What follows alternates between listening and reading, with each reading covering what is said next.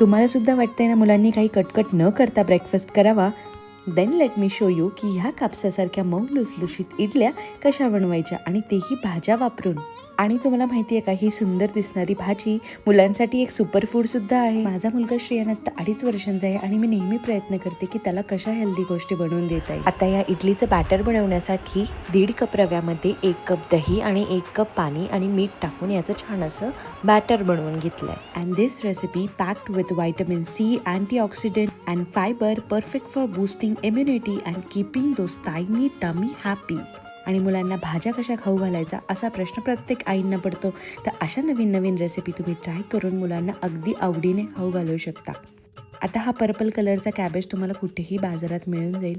So तो मी आणला होता आणि त्याची मी भाजीसुद्धा करते, पण ह्यावेळेस काहीतरी नवीन रेसिपी ट्राय केली.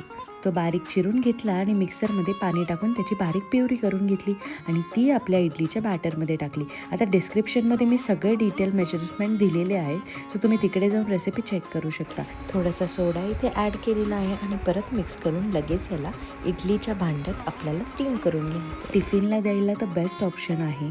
आणि सगळ्यात महत्त्वाचं म्हणजे 15 मिनिटात तयारसुद्धा होते. सो नो मोर फर्मेंटिंग ड्रामा ऑल्सो. आणि हा रंग बघा, कोणताही फूड कलर नाही आहे, जस्ट नॅचरल गुडनेस.